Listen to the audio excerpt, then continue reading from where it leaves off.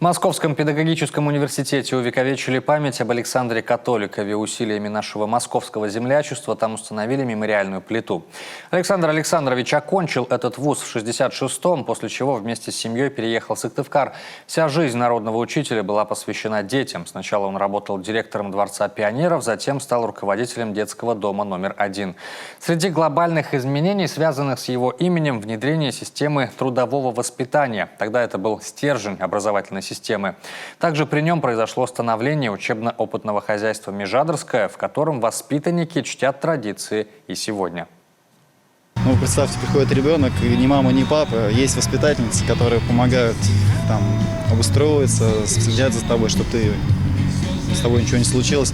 И вот Александр Александрович еще там приезжает на «Волге» своей, на поле какое-нибудь, где мы работаем, выносит шоколадки, кого-то подбадривает, кого-то хвалит, кого-то, наоборот, немножко ругает.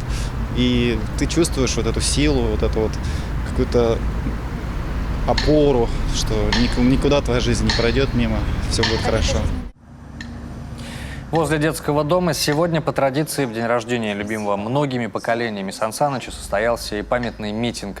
Собрались его бывшие коллеги, выпускники, а также действующие сотрудники учреждения. О том, чем живет учреждение сейчас и каким Католикова запомнили, расскажем в эту пятницу в программе «Детали недели» с Александром Кузнецовым. Не пропустите.